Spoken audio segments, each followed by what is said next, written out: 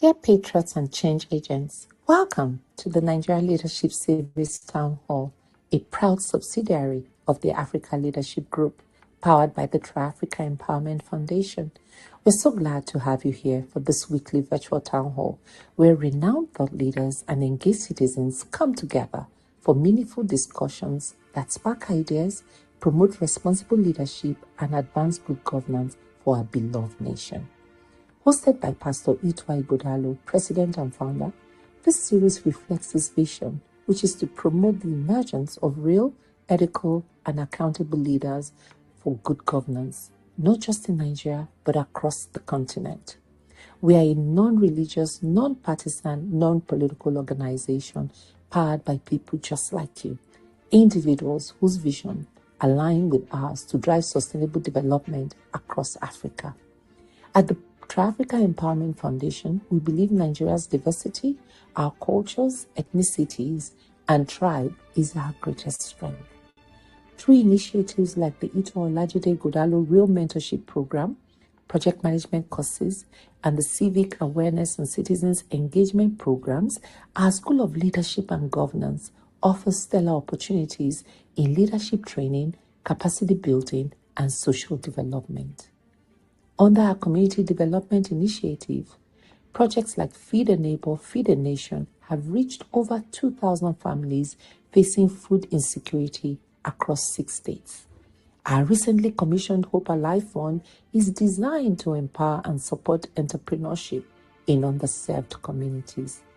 In collaboration with civil society partners, we are building a coalition for participatory governance that works at the grassroots level to strengthen good governance and effective administration at the local government.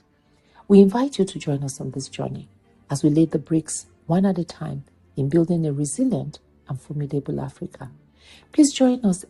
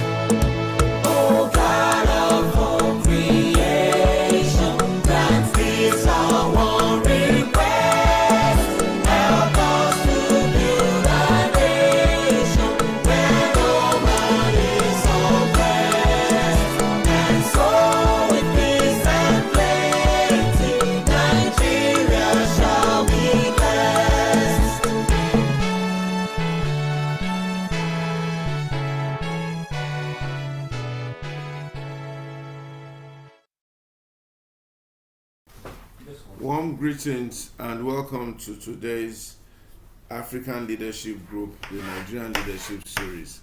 Let me first of all just thank everyone. We had a fantastic show today at the Lagos local government, where the coalition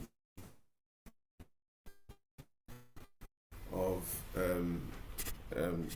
action groups to support productivity in government met with Auntie Mrs. Yemisi Ransom Kuti, and we had our first kickoff town hall meeting, which I believe went very well, and it set us local government engagement in Nigeria.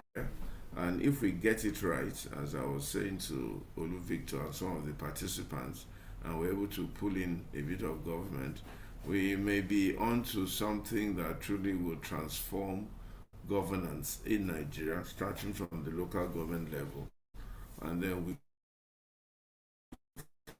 can ramp it up to states, and then eventually the federal will have to fall in line.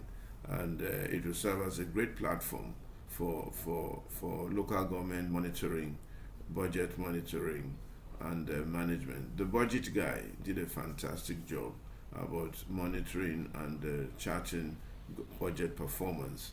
And I think we have the beginning of real transformation in Nigeria, and especially if we can tackle the education sector.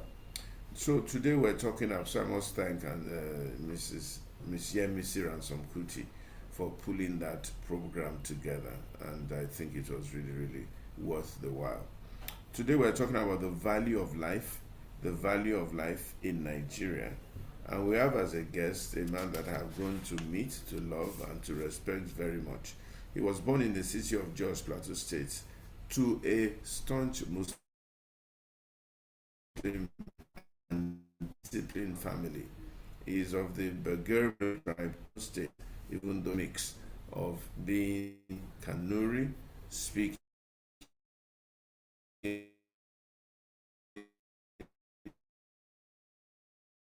Hausa, and living also the strong mix of being a previous Muslim and then becoming a Christian, and therefore having the background and understanding of both religious practices that are dominant in Nigeria. So if you're a Muslim and you're talking to him, he understands the perspective from which you're coming. If you're a Christian and you're talking to him, he understands the relationships that you're trying to build. In 1982, he had an encounter with Jesus Christ, and he must tell us again at some stage, maybe not on this program, how that encounter came about. And he was converted to Christianity, and he has been walking with the Lord in truth and faith. And today he's, by the grace of God, the General Overseer of the Evangelical Bible Outreach Ministries International, EBOMI, also known as the Buba Outreach Ministries International, with the vision and mission of raising people of integrity, a militant people fighting for peace of nations through prayers. He has played a prominent role, and is still playing a prominent role, for the restructuring of Nigeria and the return of permanent peace and tranquility to the entire country. He is the global minister of the gospel, featuring in crusades, seminars, and conferences where he teaches the word of God with signs following. And he has been awarded and honored by several organizations, both religious and secular. And he has been part of the government leadership papers of the Newswatch magazine, Celebrity Christian magazines, and so on and so forth. And he's one of the 50 most influential, honest leaders of integrity. The government has banned the use of doctor from for honorary degrees. He still has been awarded honorary degrees by reputable universities home and abroad, and so on and so forth. I can go on and on and on, but he has been involved in a lot of humanitarian services across the globe, and is one of the pastors and prophets that we all Christians and Christians should be reaching out to see how we can help merge the bridge between the Christians of the South and the Christians of the North. He's the National Vice President of the Pentecostal Fellowship of Nigeria, North Central Zone. Hopefully one day he'll be the president, and maybe one day he'll be the president of CAN. So we are going to be setting the tone for our discussion today by having, first of all, an opening montage, and then having a video. We're going to play a video of about 3 minutes of what has been happening recently all across Nigeria. And then the back office, led by Faye Otaji, is also going to be setting some kind of some kind of discussional comments that we are now going to dive into, and then we'll welcome our guests for today. So thank you all for tuning in. I know quite a lot of people have been waiting to join, and I'm happy that you've been able to make it. Let me also apologize to the people in America. The people in America, we got the timing wrong on the first invite. We had forgotten that you now have summertime in America, and therefore I do apologize about that. But now we're just ready to roll.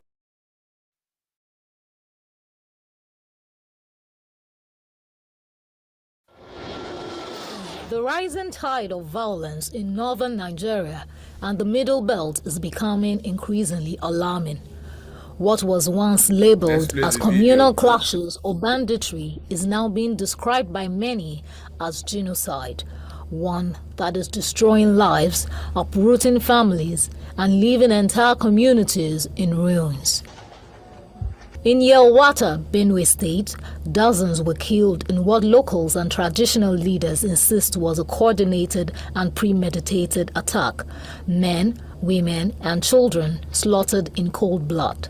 What we are dealing with here in Benue is a calculated, well-planned, full-scale genocidal invasion and land-grabbing campaign by header terrorists and bandits, which has been on for decades. Farming communities that once bustled with life now lie empty.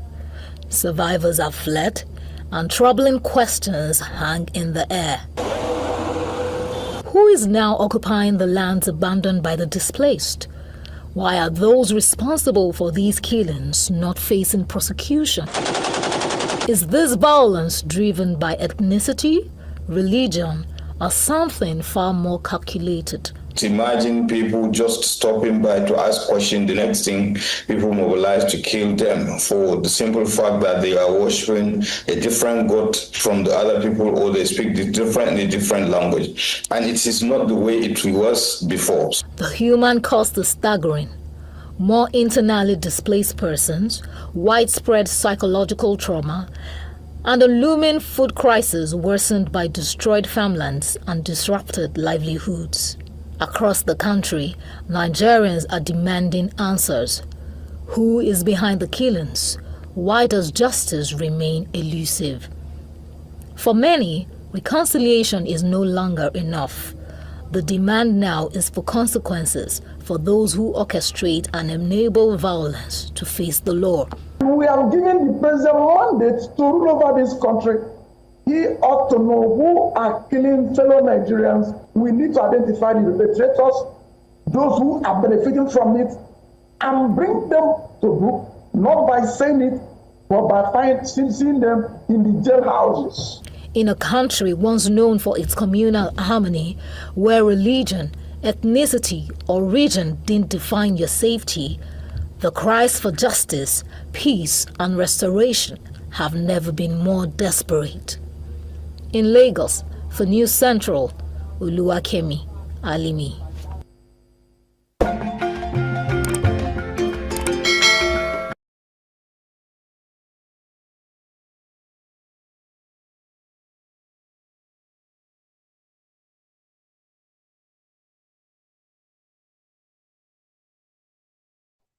Okay, so we're just going to take a bit of more context right now so that we know exactly where we are with this situation.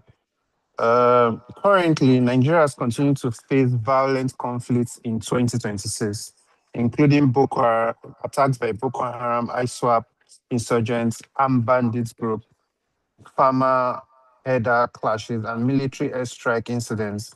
Here are some of the most important statistics and documented incidents from reliable international and Nigerian reporting. In 2026, the one is terrorism and insurgency.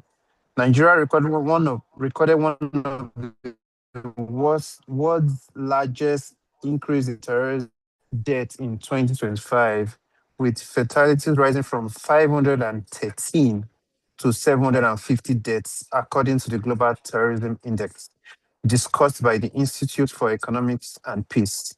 Source, The Guardian. Human rights groups estimated that more than 190,000 Nigerians have been killed by insurgency, banditry, and armed herder violence since 2029. Source Vanguard.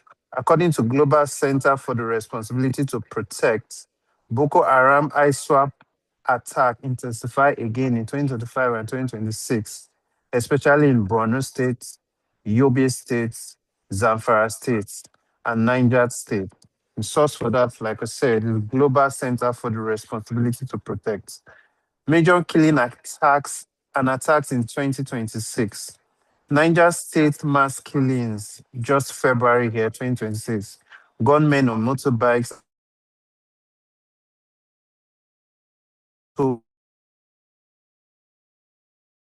abducted. Location Niger State, according to Al Jazeera. These attacks highlighted the continued growth of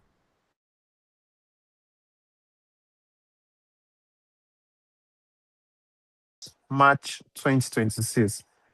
ISWAP fighters launched coordinated raids on military bases. At least 65 Nigerian soldiers killed. Four military bases reportedly overrun in northeastern Nigeria. Source The Guardian. Sambo Gari Boko Haram killings, January 2026. A major militant attack in Borno State targeted workers and soldiers. Estimated deaths is between 20 to 60 people. Victims include civilians and security personnel. Source is Wikipedia. Yobe Borno market airstrike tragedy. This just happened in April last month. One of the deadliest incidents of the year involved Nigerian military airstrike that reportedly hit civilians at a market. Estimated deaths is between 100 to 200 civilians. Amnesty International and witnesses said women and children were among the victims. Nigerian military said it targeted ISWAP militants in that region. This became a major national controversy over military accountability and civilian protection. And finally, Fubagu village attack in April 2026. Islamist militants attacked a remote village near Sambisa Forest. Dead to 11 villagers. Homes were burned down during the attacks and during the assaults. Assault is opinions. I think this is what we are able to gather as of now. Reports regarding the ones that have not been captured by the media is unknown. Over to you, Mr. President. Thank you.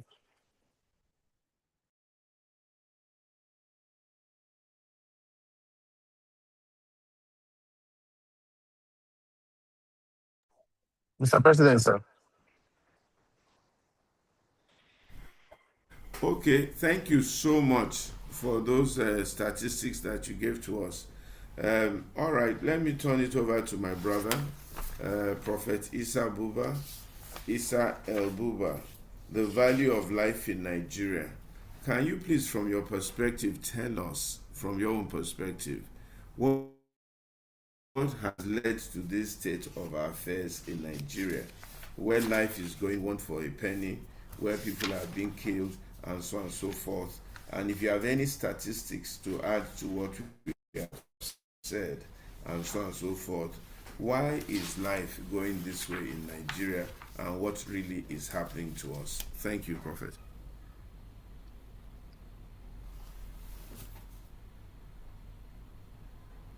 Is Prophet on the call? Yeah, I don't know if you can hear me now. Okay, we can hear you now. Please unmute. We can hear you, and you can open your video also.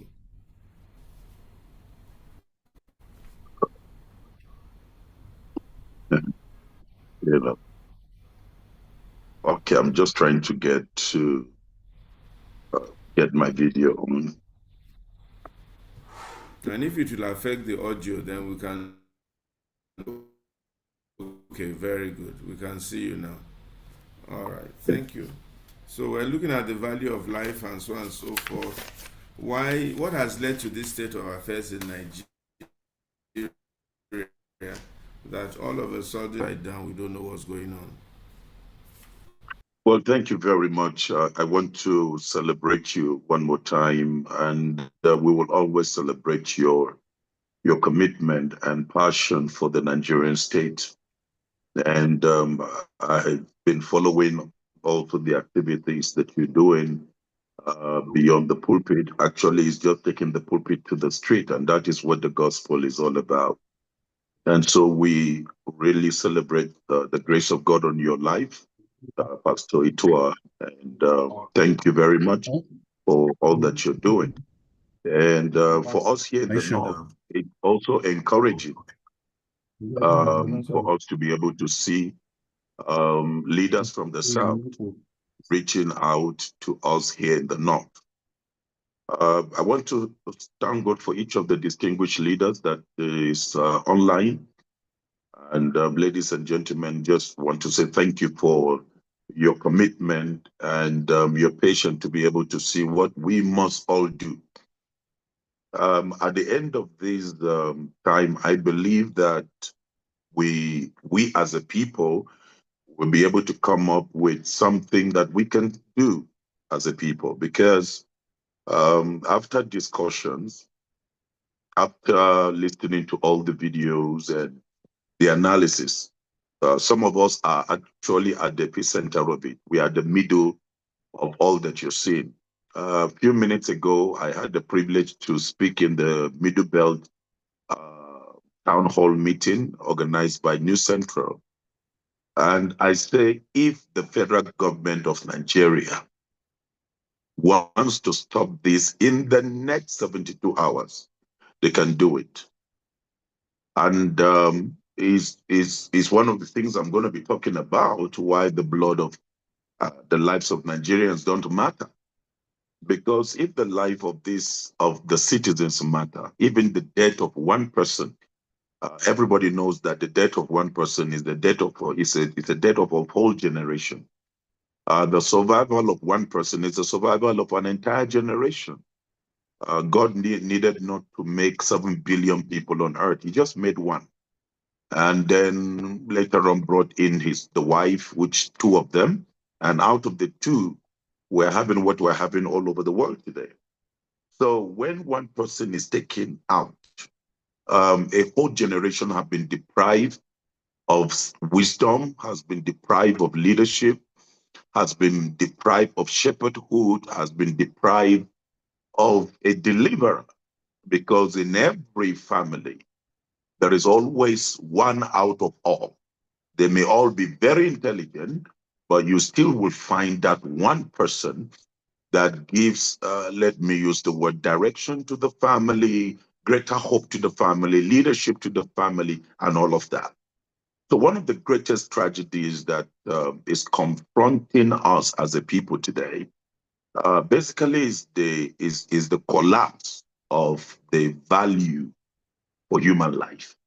Because I can't put it together. A few days ago, just in the last 24 hours, some communities were attacked, and then we had to step in, And I'm a priest by the grace of God, and you have leaders who are supposed to be responsible for the security of every Nigerian. And they're going about partying. They're going about politicking. I believe that the Nigeria should be in a state of mourning. Nigeria should be in the state where Nigerians are made to know we can't be running business as if nothing is going on.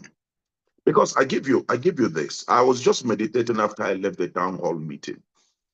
I have 3 farms because in the north, you have to get to do certain things in order for you to sustain the missionary work and support all the different individuals, whether Muslims or Christians. I support a lot of Muslims. I support a lot of Christians. Now, I have a farm where we farm. We try to make sure that, look, if the government cannot be able to take care of us, we should begin to take care of ourselves. Yes, the only thing is we may not have the billions in our bank accounts. We may not be able to fly at the jets when we need to fly them. We may not be able to drive the Porsche cars that we know that we should drive them. We may not be able to pay to go to very expensive schools, but at least the basic things of life, we should be able to take care of it. And so I look at the way hunger is. I look at the way people are devastated here in the north, and the level of poverty, it's below what anybody can imagine. And so I decided to get some farms, and I gave to both Christians, I gave to Muslims, for us to farm and begin to generate things so that we can be feeding ourselves. But those farms right now, as I talk to you, they have all been disheartened because the Fulani killer terrorists have come in the first of the last year. They ate everything, the millions we spent, everything. By the time of harvest, they came and just wiped up everything. And so right now the land is lying fallow. Middle belt feeds the country. 75% of everything we eat in Nigeria comes from the middle belt of Nigeria, and then part the northern Nigeria. So with all that is going on, I thought that Nigerians should be made by their leaders to be in the state of mourning, not in the state of celebration. Yes, we celebrate when great things are happening. We don't want bad news to be going out about our country. But the fact is that we can't deny the fact. We are gradually becoming a nation where mass killing no longer shock the conscience of society the way it should. I know some years ago, just one person killed, the whole community will be in a state of mourning and will be on a standstill. But you find 200 people killed. Your president is jetting out. Vice president is in one ceremonial gathering. The governors are either doing defections and all of that. In a sane country, in a sane nation. And so what happens to leadership is what happens to followership. When a leader shows brokenness, you can be sure that what will follow his followers is that there will be brokenness. There may be 1% who may not be broken, but at least 99 will be broken. If a leader shows that you have such a great concern about the state of the family, at least majority of the family members will also give attention to it. But when leaders are living as if really nothing is going on, there's a way, it has a way of rubbing on the society. Communities are attacked. For instance, yesterday, now I just told you, yesterday we lost 24 people. The people went to bury the people that were killed. While they were conducting the funeral of the people that were killed by the armed men, the terrorists, while the people were burying, the terrorists came again and started shooting the people that were burying the people that were killed. And then you see the government come up and tell you nothing like that is going on. So communities are attacked repeatedly. Innocent citizens are slaughtered. I'm not talking about just gone down. Slaughter. I mean, there are certain videos I don't even watch. And I'm not talking about the social media videos, because sometimes they will say, no, it's a fake one and all of that. But I'm talking about authentic videos, because I have, by the grace of God, leaders across every zone, every state, every community. And when things happen in less than 2 hours, I get information. And sometimes I can't even watch it. The only thing is I will send some of my leaders, we go and conduct the funeral, but even the funeral now is becoming something psychologically to some of us. That's the state of the country where we are. We are gradually becoming a killing field. Innocent, I mean innocent. Whether it is in Kano, whether it is in Kasina, or it is here on the plateau, or it is in Benue. I just told you in the last 24 hours, 24 citizens were slaughtered. Citizens. This is the most powerful office in any sane country, is the office of the citizen. That's what I used to know Nigeria used to be. That whoever is in power is so much afraid of the strength of the citizen. Families bury loved ones under fear. Just like I told you yesterday, in one of the locations, they have to abandon, they have to run and left the corpse, came back in the midnight to try to retrieve the corpse. Under fear, under trauma. There is a lady that she's a Fulani lady. Just like I was threatened when I spoke about a little bit of my people. Some of the leaders came up to threaten me and send body parts to my family. And told them to tell me if I don't stop what I'm doing, then they will be next because they know where they are. But I've gone through these things for several years. I've gone through 9 assassinations. So we've made up our mind as a family. We are contending and fighting this cause. We would have jet out, would have relocated. I brought back my children from Europe to stay here in order to join the fight of innocent life of the 99 that don't have this kind of privilege. So when they send the body parts and all of that, we stayed strongly together to fight it. So this woman went to, let me use the word, inform the security agents of who actually came to the community to attack. The next thing that will happen was that the same terrorists, Fulani terrorists, came in and gunned down and killed all the members of her family. Right now, she's the only surviving person. So we are living in a nation where families are uncertain. Who is the next? What happened recently? Just like I said, mourners. It happened in Bokos. It happened now in Barkinladi. Then it's going on.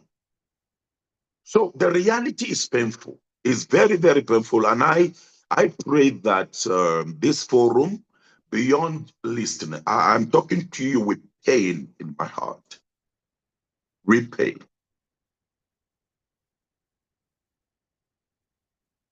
Because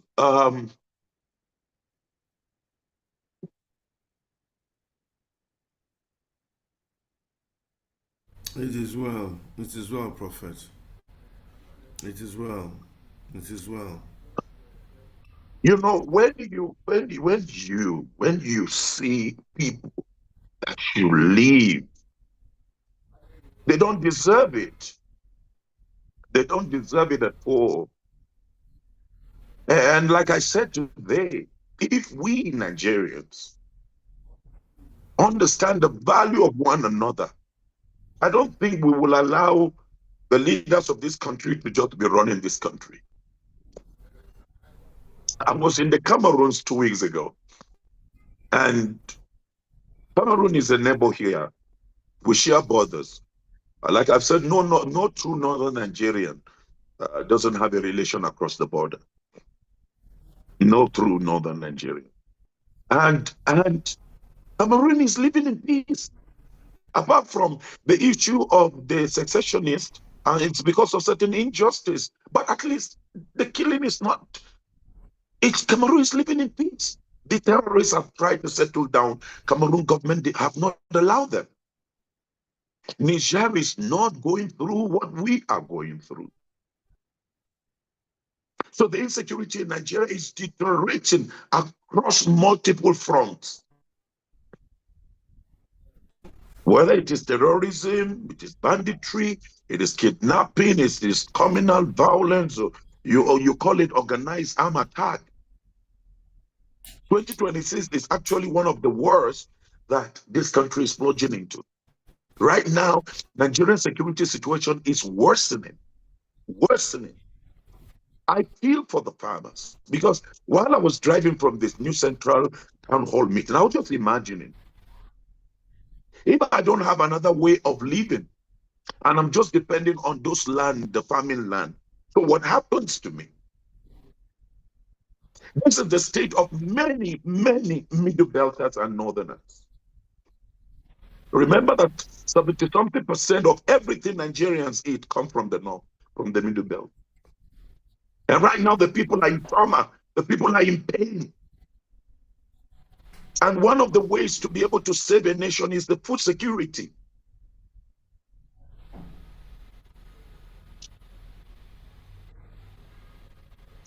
So Whether it is the ASWAP issue, it is the Boko Haram or the Fulani terrorists, the truth is that Nigerians have not been able to come to terms with the reality to say, look, once and for all, let's face this matter. Just like the way you're bringing it up as a topic here for us to discuss about it. If Nigerians will move out and say what happens in Imo, what happens in Sokoto, what happens on the plateau affects all of us, we will all step out. Because I will tell you the truth, these politicians are not ready to fix this country. They're not. I can't imagine it. I can't imagine it. We lost, for instance, in Maiduguri, there was what happened over about 100 and something people were killed. That same day, the people that were killed, apart from what happened with the military and what happened, I will talk about that. 100 and something people were killed.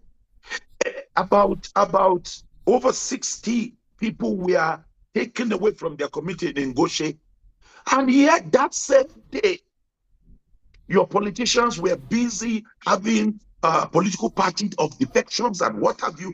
That situation alone to make the government to put a kind of a state of emergency, and everybody moved there. But that's not what is going on. So tens of thousands have been killed over these years, while millions remain displaced. Right now, you come here, you find a lot of families. A lot have been displaced. They are living in the IDP camps. And you go to the IDP camp, just in one tent, you have about 3,000 people. One tent. One tent. Their humanity has been taken away. Their glory and dignity has been taken away. I remember one of the places we went. There was no soup. There were over 3,000 men and women and children.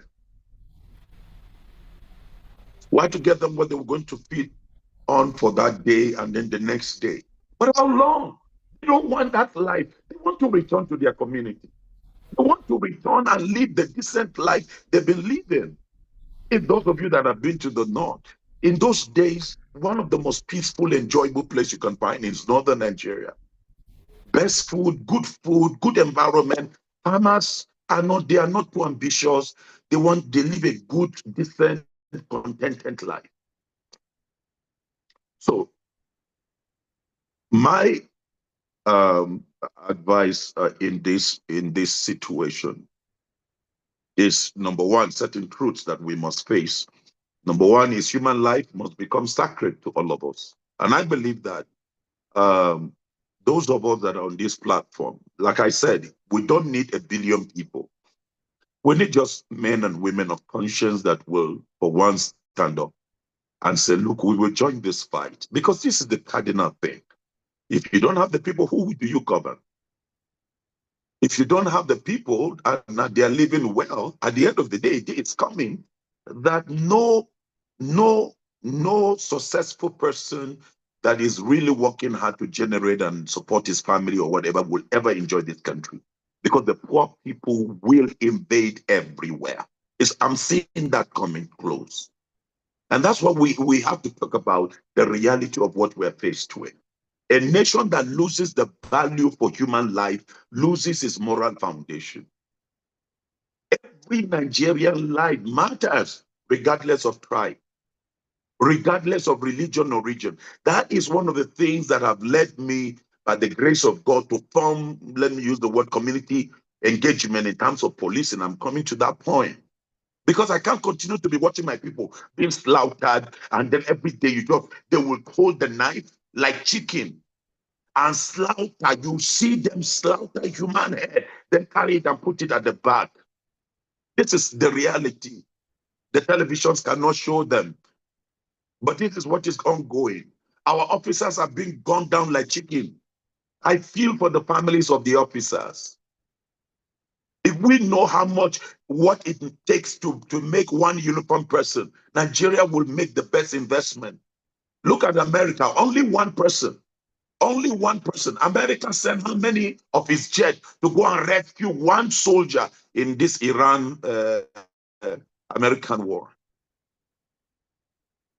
The insecurity now, no economy can grow where citizens live in fear. I just gave you an example with my farm.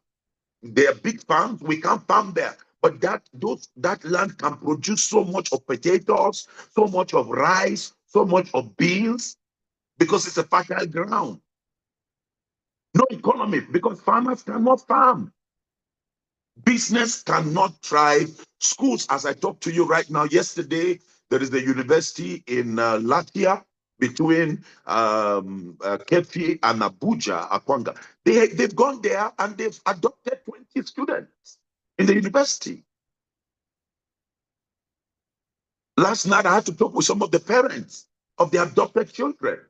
Schools cannot function properly under insecurity.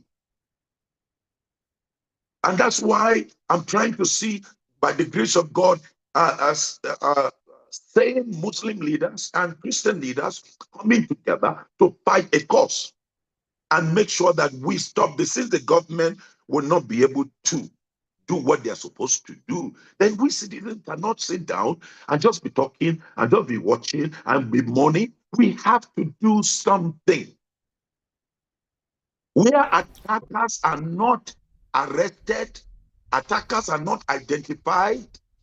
Like I give you an example, recently, some attackers, the community gave the name of 80-something people who came to that community, attacked the community.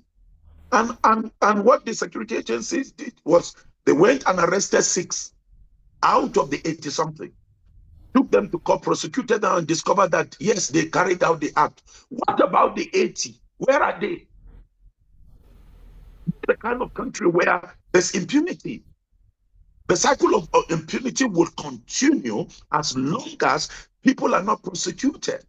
And like I said, the government will not act until the citizens do what they need to do by speaking out and gather together and say, enough is enough of this. Because it's just like a man who believes that he's very rich and he doesn't care about the state of his security man or the state of his messenger or the house servant. If you don't care, then you should know that your life is in the hands of your driver. It's just like the driver driving you. You don't look after the driver. You're always quarreling with the driver. And you don't know that, yes, you are the Oga, but this driver can ram you, can run you into something that will kill you. So that's the same thing. If we don't take care of the ordinary people, then we don't have a space. We don't have life to live. What makes Nigeria or what makes any nation great is the ordinary people we call ordinary. The citizens. They are the ones that are doing most of the jobs. Like this farm, how many of us can go and farm? Prophet, let me hold a thought there. What do you think? Let me ask you. It's breaking. Let me ask you, can you hear me? What do you think? You said that Cameroon is, yes, you said Cameroon is peaceful. This thing is going on in Nigeria. What led to this in Nigeria? What is the background? Who are those, from your own knowledge or opinion, that are behind this thing? Is the people who are carrying out an agenda. They believe that they must run Nigeria. That's as simple as it is. They believe that they must take over Nigeria and they must continue with a mandate that was started about 200 years ago. That's one. 2, there is a global Islamist agenda. There are 2 things happening in Nigeria in terms of the killings going on in the communities here. It's two things. Number one, a people that have an agenda, they believe the Fulanization, they must carry it and complete that assignment. That's why they are killing Hausas. That's why you realize that the communities they are getting on are communities that, one, they are so much endowed. Zamfara, like I said, is so rich that it can take care of the entire continent. with what is on the ground. But if you look at the majority of the victims, 80% of the victims are Hausas in the Northwest. Then any Fulani, like people like us, who will open our mouth to speak and confront the matter, they go after you to try to clear you out of the way. Then you have the Islamic globalistic Islamic agenda, which is they believe that Nigeria must be Islamized. So they are using Aswa, and they are using Boko Haram. So any moderate Muslim that comes out, they go after the moderate Muslims. So these are the two forces that are working right now, to try to claim the soul of this country. And northern Nigeria is key to them. Then you have the third part of it, which is the economic aspect of people who believe that with so much treasure, because the northern Nigeria, I can tell you, is one of the richest places on earth. And if you check all of the places where these killings are going on, what is on the ground is in billions and billions of dollars. So you have the economic dimension to it. But the economic dimension is not as strong as these two. These two, the Fulanization,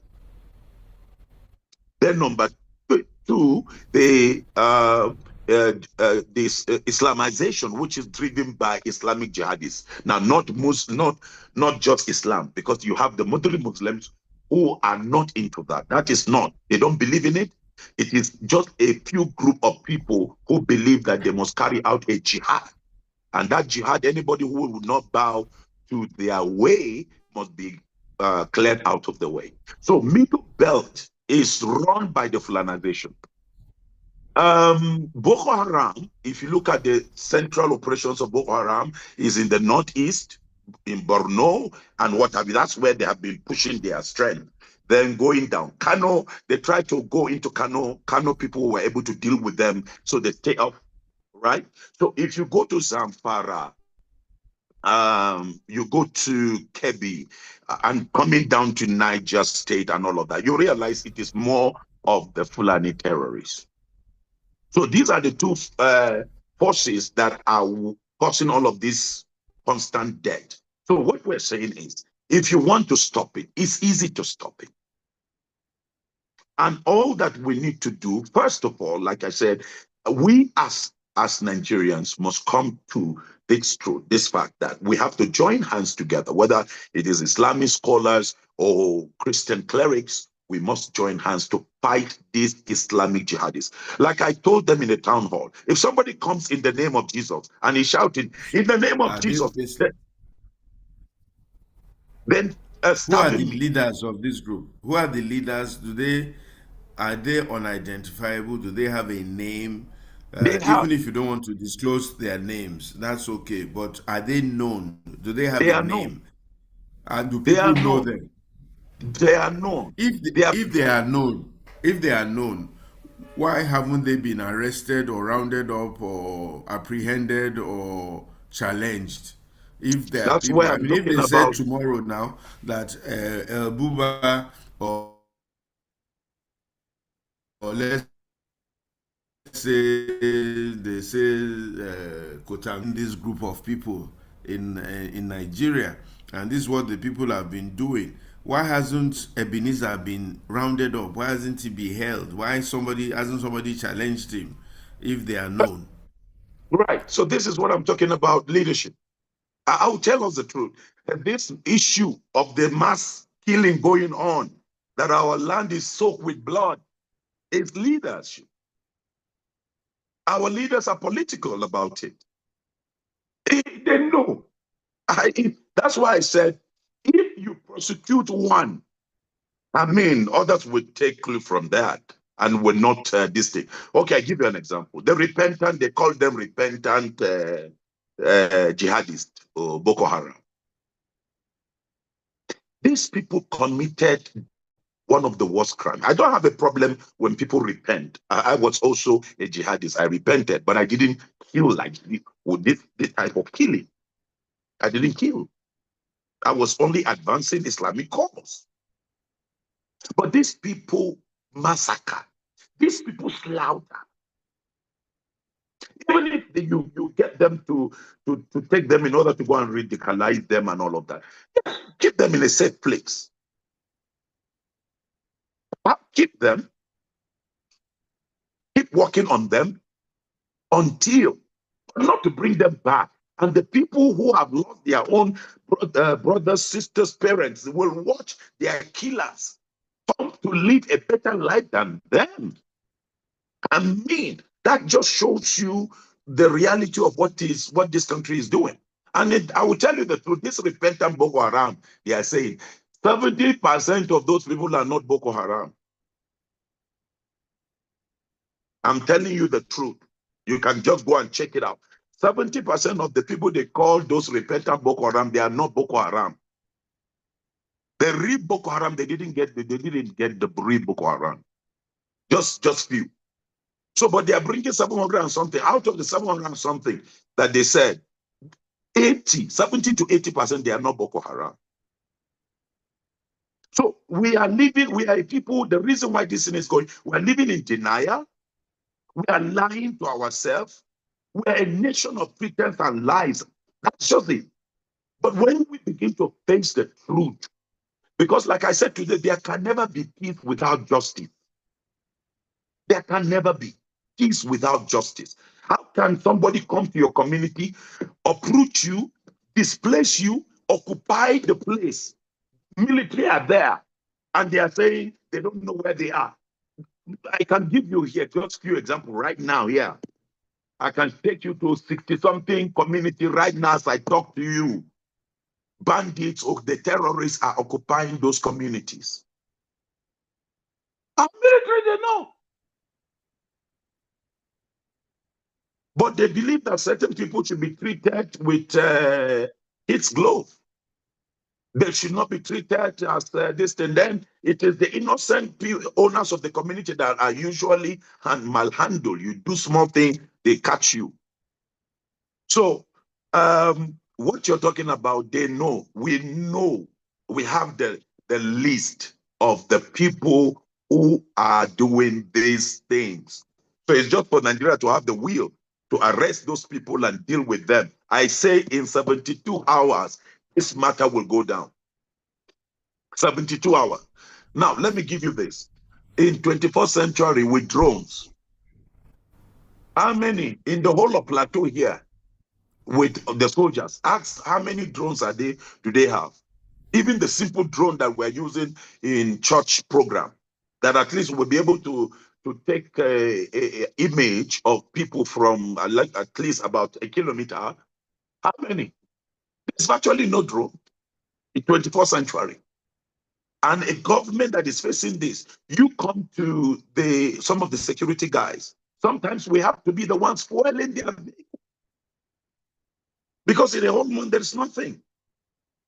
So that's why I'm talking about if we are going to stop this thing. We know who the leaders are. They know the organizations that are spearheading those movements. Listen to TikTok when you listen to the Friday preaching from some of the mosques in the north. You will hear some of the scholars say, to hell to Christians, to hell to these people. We cannot stay together in one place. To hell, we will do. So what stops the security guys from going after that person? It's just like I said, if somebody on the pulpit is preaching and say we cannot stay together with Muslims, anywhere you find Muslim, kill him. Anywhere you find Muslim, kill him. Huh? Security agents should go after me, should go after the pastor. Nobody should be spared, whether it's a pastor or it's an Islamic cleric. But in the north, because they believe that they can do it, nothing will happen. That's why the thing is going on the way it's going on. So day by day, look at the army generals that the terrorists killed few days ago. Do you know the number of soldiers we have killed? They are getting emboldened every day. They are getting more strength every day because they believe the Nigerian army, the Nigerian police, the Nigerian state, they are not serious. But the moment a nation becomes serious, the moment its citizens become serious and they become decisive, you will see that in less than 72 hours, the narrative will change. Thank you so much. Somebody was quoted as saying, I think it was even Ibrahim Abacha himself, General Abacha himself. He said that if insecurity persists for more than 3 days or 1 week or so in any country, it means that the government is complicit and they just don't want to do it. So in that case, I'm going to ask you only one more question. Then I'm going to open it up for Pastor Sonny to ask you one or two things and then take the Q&A so that people here want to speak to what is going on, okay? I know also that a lot of the international community has been talking here, talking there, having meetings here, having meetings there. I don't know if you've had any engagements with any of them and how serious they are and how willing they are to help or assist. But most importantly, I have two sort of questions for you. So one you've sort of answered, in that it's as though our politicians, our leaders, they're not serious. Maybe they are getting some kind of political benefit from what is going on, and therefore they listen. Maybe corruption has not allowed us to engage the armed forces and to actually give them what they need to combat this thing. But in that case, from your own perspective, what can the common Nigerian, what can the average Nigerian do? First of all, what can the people in the eye of the storm, in the midst of all these things, in the middle belt, in the north, whoever it is, and there seems to be a preponderance of this attack over Christians and what you've called moderate Muslims, okay? They are also both under fire. So if I was in the north or wherever, what can I, under the eye of the storm, do to either protect myself or to mitigate against this issue, or what can we do as a collective? And then what can we in the south or wherever we are also do as individuals and Nigerians to help this ameliorate this situation, or do this and this? Maybe 1, 2, 3, 4, 5, 6, 7, 8 things we should do that you think, in your own opinion, eventually, if we're bold enough and consistent enough, can move the hand of the needle or tip the thing. I don't know how deep you want to cut. It's a very sensitive issue. Okay, And if okay, you sir. want to withhold any I think information, I'm not going to stop. certain things I will just try to quote them. But the first thing it's for us to strengthen community vigilance. That means that we should organize a kind of a community security and intelligence sharing system that is lawful. I gave you an example with what happened in Anguarukuba. By God's grace, we have set up a community vigilante network, bringing several other networks together after a few weeks of studying the environment and all of that, because we just discovered that we just have to do something. And so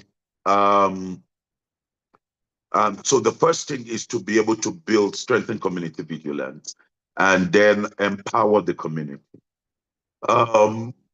Nigerian law allows the local people to be able to, the hunters and all of that, the vigilantes, to hold what you call, they call them the dead guns.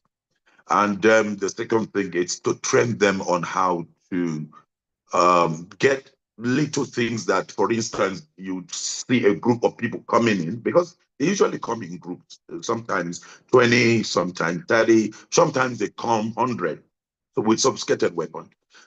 There should be something that will be used to, let me use the word, hit them. And so this is what we're putting together with what happened in Angola, that you've seen. We've been able to put the Muslim and the Christians together, and we're building a very strong security network. The second aspect where all Nigerians should support is we need to begin to commit ourselves to buying equipments for our communities, because these communities have been impoverished. I just gave you an example. If you're waiting for them, where can they mobilize? Their farms have been taken away.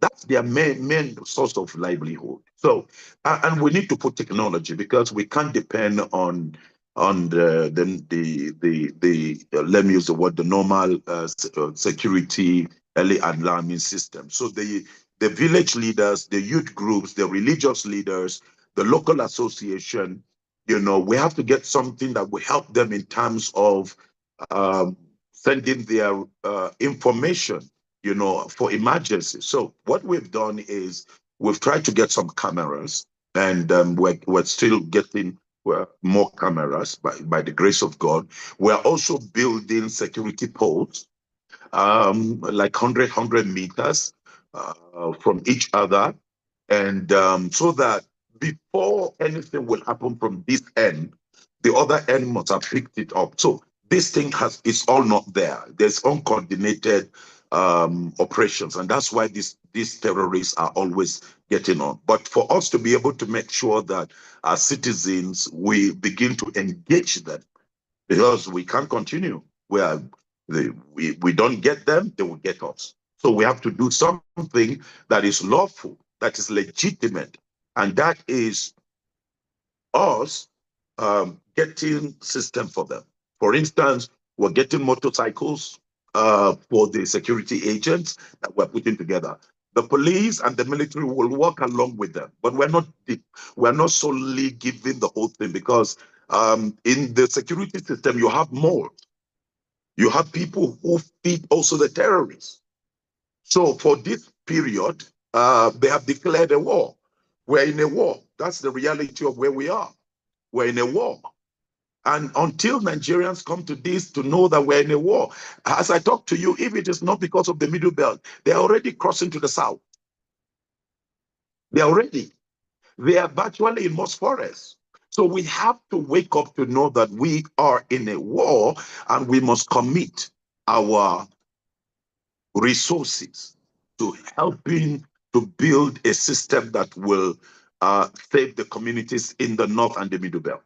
And so what I'm suggestions I'm making are some of the things that we have already, by the grace of God, started, and then we're just in the elementary stage of it. If we are done with Just Not, because Just Not is one of the flat points. Anything that happens in Just Not, naturally, it just explodes the entire northern state. So we want to secure Just Not.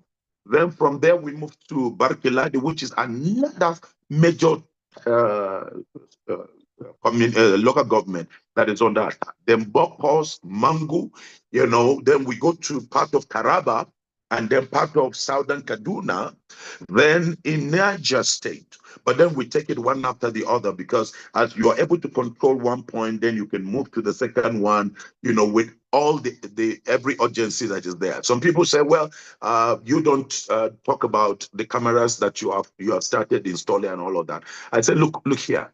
There is nothing that is hidden. These people don't hide what they are doing. By the grace of God, when you are done with your behind-the-scene calculation, you work out your security network, you've done all your mathematics. Yes, it's not everything you put on the table, but they must know that the citizens are breathing. Because as long as they continue to see the citizens as cowards, the citizens as people that cannot do anything, they will continue to do what they are doing. Even if it is just a bottle of kerosene that you can put fire and throw at these people, at least let them know that you can react, but not where they can just come, look at a man of Shaka, just look at a father of a house, carry this man, his wife, 5 children, slaughter all of them, and not one will be gotten. So we're saying, no, we have to do something. And that would come by us as community, building secure community network. Now, one of the things we're trying to do is also to help our people to avoid ethnic and religious incitement. And that's why we're trying to also see how a law can be passed on any religious leader who speaks, especially in the North, this security complex, where they feel they are more superior than the Christians. And they feel that the modern Muslims don't have a say. So they speak anyhow, just take a word from Hadith, and then they just read it out and influence. And the level of ignorance in the North is very high. The level of illiteracy. So they use the illiteracy of the people, the ignorance of the people, and feed them with trash. So what we're trying to do is to bond ourselves together, and see a law that can be passed that will begin to deal with these people who teach such things in their worship centers. But in the meantime, we need to look at how do we contribute to one, speaking out, just as we're doing now, but at the same time, how can we as citizens come out, let the leadership know that we are tired of these things? Because I will tell you the truth, talking and talking without doing something, the leaders will not wake up. The way I'm seeing this country going, yes, we've had interaction with the international community and all of that, but you see, there's much they can do. There's so much they can do. So little they can do. Because if anything will ever happen, it has to start first from inside. Whatever help you get from outside should be a support. But internally, we should begin to look at solution to our need. Then when the citizens rise to do what is right, the international community, like I have the few meetings in America with the British the leaders, I saw that they are ready to give us every support that is required in terms of intelligence and all of that. But we, the citizens, must show seriousness, in not just talking and talking and talking, but taking up our leaders and say, we demand accountability. If citizens don't demand protection, don't demand justice, now look at it. What is going on? Look at the money they're spending. It's killing down every opposition in this country. That's what they're doing. Killing them. Is that the main thing? The main is in 2027, the main issue, when citizens cannot eat, when citizens cannot go to school. I just told you yesterday, 22 students in the university have been taken now. The major concentration of the leaders in terms of governance should be, how can we give effective leadership to our people? And so that means that the citizens are the ones that must demand accountability from leadership. When citizens do that, I think we're going to get the people that are governing us by the grace of God to sit up, to wake up. I told them in the Middle Belt Town Hall meeting, I told the citizens, I said, don't ever look at President Tinubu as if he's your God. No, President Tinubu is your servant. He sought to serve you. Don't look at a governor like a governor is one God, your boss. No, the governor is there as your servant. That's why he's your public servant. You are the highest office.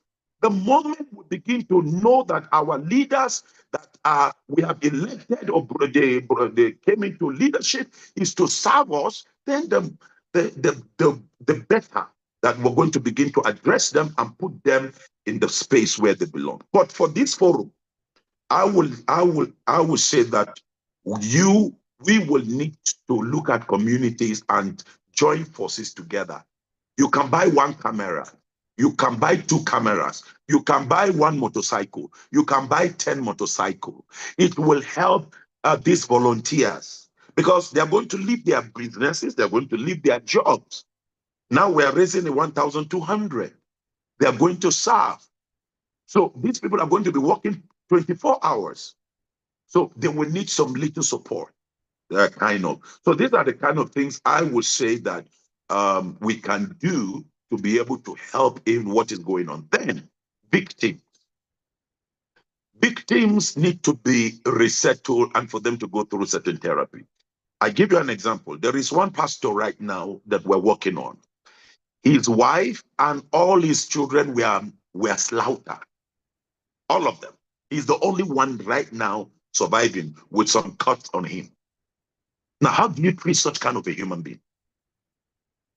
So we're going through trying to, work on that mind and all of that. Such kind of people, they need to be resettled. It will take some time to heal up, and then by the grace of God, get them something they can be doing because they can't go even to the farms. So those of us that earn little, do certain small things, we will need to be intentional in focusing on certain communities, certain areas, to help the citizens, especially with the state of things here in the north. And then finally, the law thing I just spoke about, like the Almajiri thing. We have discussed with some of the Islamic leaders on what we are going to do, because we need to empty our streets of this Almajiri. These Almajiri are walking bombs. And you're talking about over 21 million. That is another danger for the country. It is from there that most of the terrorists are getting their foot soldiers. So we are talking with some of the Islamic scholars what we can do. I have given them a suggestion, of course, of moving these almajiris to a particular location, and a law that must be passed. Any parent that sends his or her child to almajiri school must be held responsible, because we have to stop this thing. In Saudi Arabia, no almajiri. In UAE, no almajiri. In all the Islamic nations that we got Islam from, they are not having al-Majri. So why should we? In Cameroon, you don't find that easily. Cameroon is just here. You don't find easily in Ghana. So why here? Why is it flourishing here? They'll bring from Niger, they'll bring from part of Chad and into Nigeria, because we allow it. So, and all of this will be arrested if citizens, I keep saying it, if we are waiting for the government to come to that stage, it's going to be speeches and speeches. But citizens can hold the leaders accountable, where they will be able to take an action to deal with the issue. So this is my, I think, my answer to this first question. Thank you so much, my dear brother. Thank you for all the work that you've done. Thank you for your sacrifice. Thank you even for your pain. And I must thank your family, madam, and the children for enduring and for releasing you to do this work. I think really God has appointed you to do certain things at a time like this. And please be assured of our support, be assured of our prayers, be assured of our cooperation, and where we can mobilize resources, be assured of some resource mobilization so that we can deal with this matter. I have on the program my cousin, my family man, Senator Omishore. He announced himself that he's here. He may have one or two comments to make. He's part of the political class that we are talking about, and he may have an idea or two or so, and exactly what is leadership doing. So if he wishes to unmute himself and say a few things, I will take him on. And then those who have questions to ask, please raise up your hands electronically while I hand over to Pastor Sonny to take the questions and answers. And I want it granulated. Don't waste time. 2 minutes, 1 minute, 30 seconds each. Go mention your name, go straight to your question. We will take maybe 3-4 questions, and then we will take it from there. So my brother Senator, are you there? Or you just want to be quiet for now?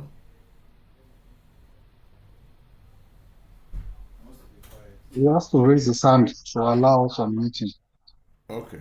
All right, Sonny, let me hand over to you, and we'll take it from there. Okay. Thank you very much, Pastor. And Senator Mishere, if you will raise your hand, we will be able to take you, because we will see where you are. Thank you very much, Prophet Buba, for your passion and all you do for us. The question and answer, I can see quite a lot of hands, so I'm not going to waste time. But before we go, I just want to ask one question. You are a very strong voice in the North, and I think you are resident in Plateau State. My question is, have you had meetings? Have you had the opportunity of meeting with the governor? What exactly? Because I was just checking up the cost of a drone. I mean, basic drones are not too expensive, that they can set up in the sky and monitor the whole of an area. And all these great suggestions you have made, have you had the opportunity of meeting with with the governor? Have you suggested some of these things? Are they open to doing it? If you can just answer that, then I'll go to the questions. I'll give you a straight answer. Before you see citizens beginning to take responsibility of what the government should be, it tells you that we have patiently gone through a lot of long process.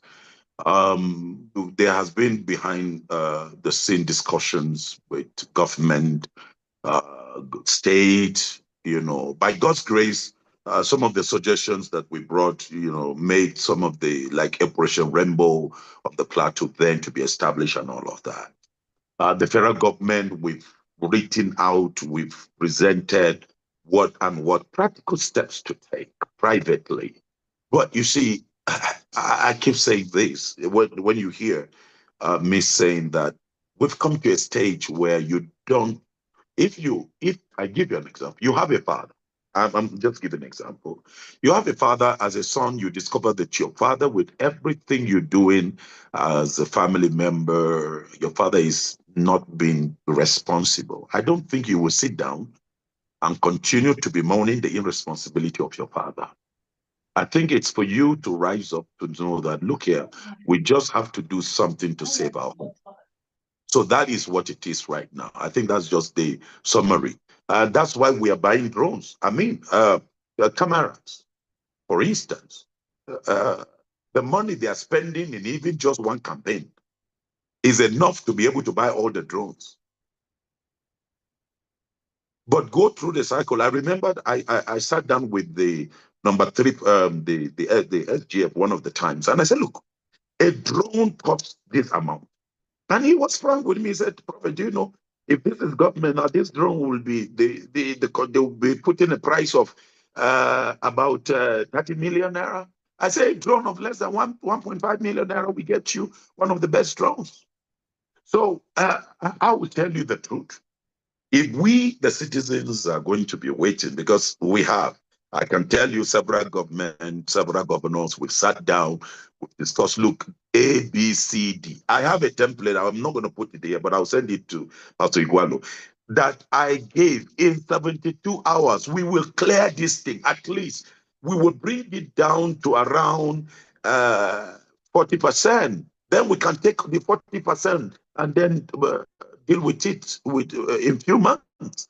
But you realize the political will isn't there. That's one, too. Their attention is not on you, citizens. The attention is on their position, 2027, for instance. That's where their focus is. Even when you are sitting one-on-one, the discussion will always end up, would you give me support for 2027? I mean, that's why you see, I'm telling you right now, farmers cannot go to the farm. The rains have started here, especially. And now is the best time to farm and get Nigeria stable. But right now, farmers cannot. Where are the people? So that's why we are doing what we're doing. So I will say this, if you're waiting to say governors and Mr. President, I don't think we'll continue to be mourning and mourning for the next 10 years. But when citizens begin to take their role, then it will make the leaders to wake up from their sleep and then take responsibility. That's my take. All right.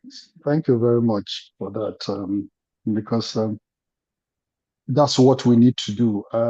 We have 7 hands up, and I would count to the 7. Bayo Balogun, Ngozi, Abraham, Olem, Stephen Ipalibo, Peter Akivie, Blessing Onojaide, and Abubakar Yusuf. So I will take the first 3, prophets. If you can take the questions, we'll help you to take the questions also and their comments. And we will then allow you to answer the first 3, and after that, we'll go back to the rest. So Bayo Balogun, you can unmute yourself. Allow Bayo to unmute.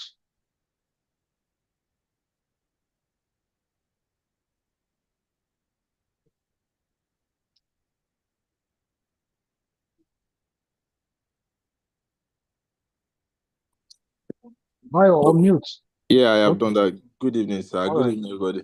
Good evening, Please, Pastor. Pastor Etwa. Yes, sir. let's be brief and straight with our questions, I beg. Yes, Straight. I will. Thank you. I will. Yeah, and good evening, Prophet Buba. Thank you so much for the presentation and all you have said.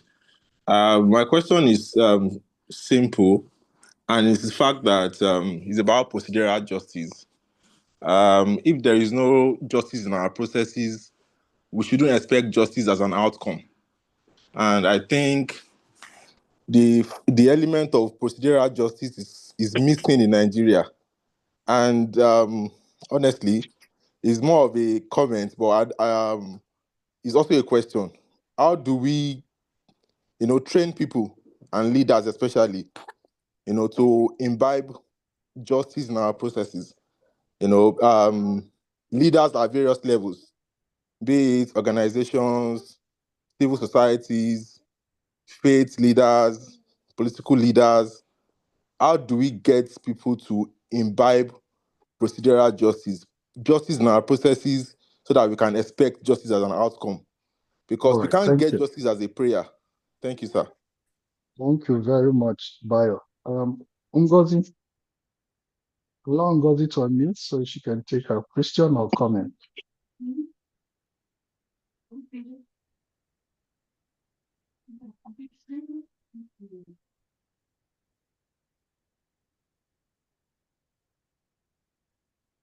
Ngozi, unmute.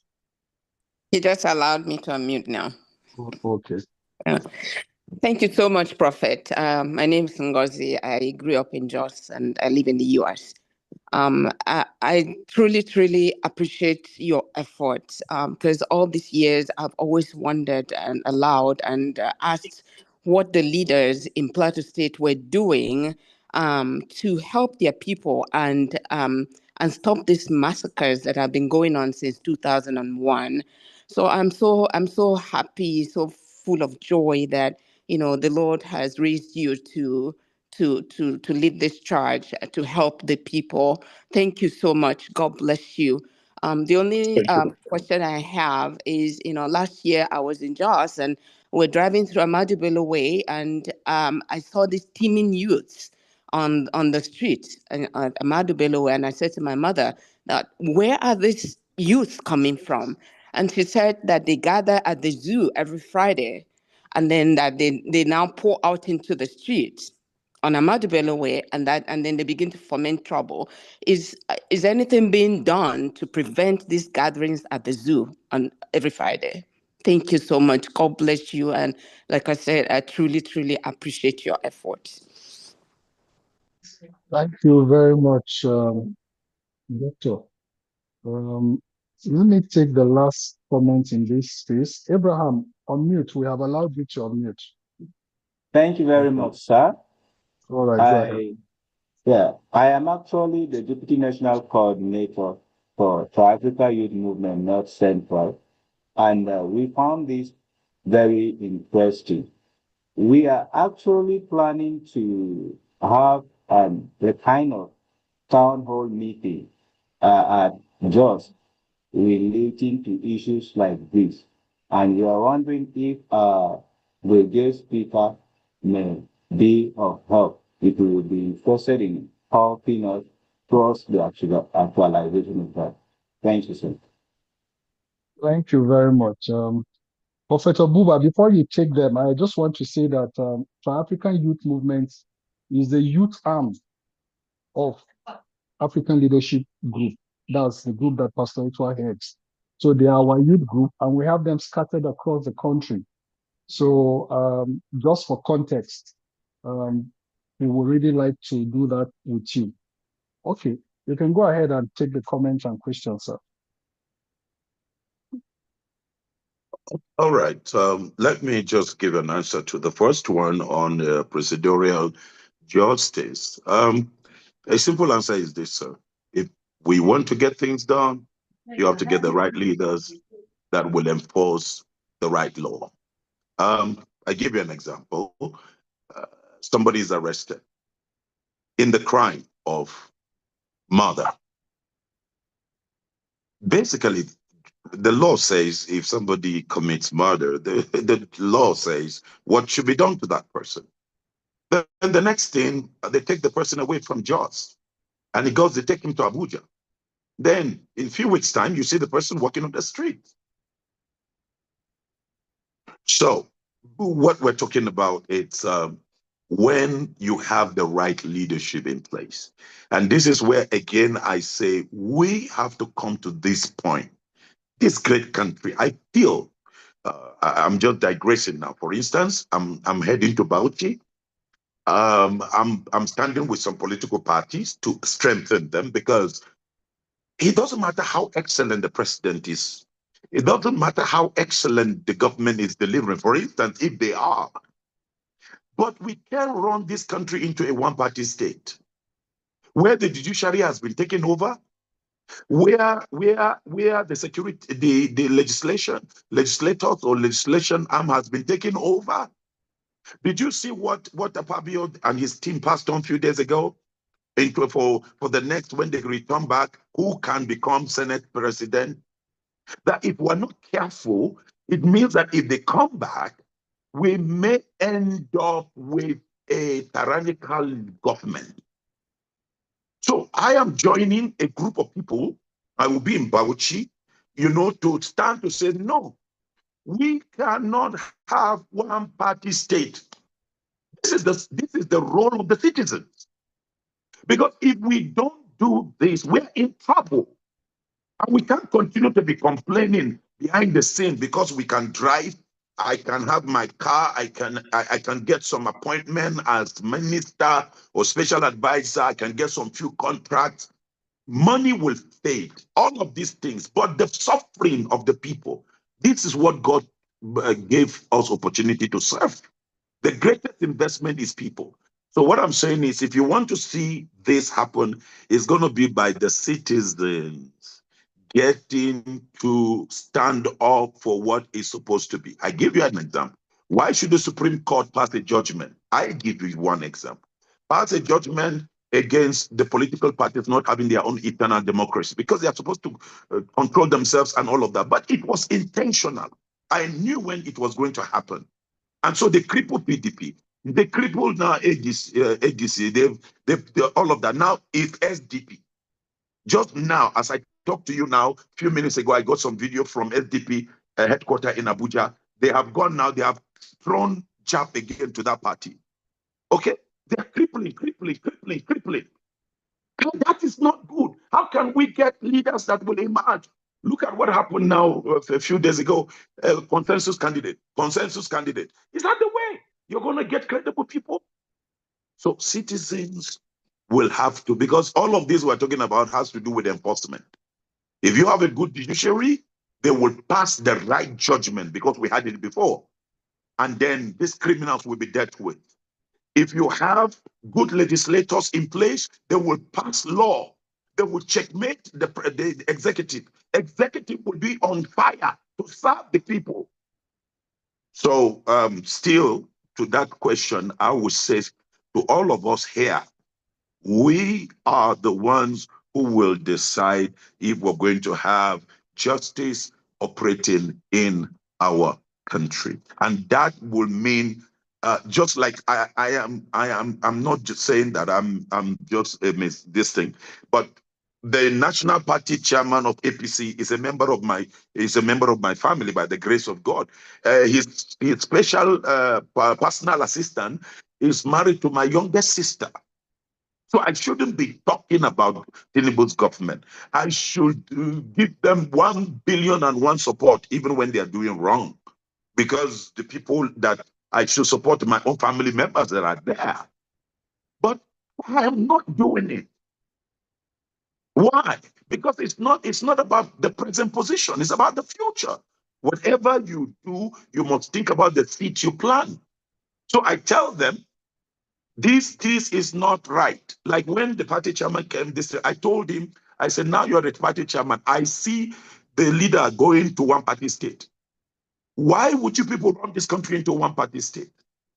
So we must come to the point whereby we deny ourselves of self and allow purpose to really control us. So we are the ones that will determine whether there will be justice. And then the other question is the gathering at the zoo. By the grace of God, with what we're putting together, in the coming days, we're going to have a kind of retraining for 1,200 youths. By the grace of God, their operation for the past few days have helped.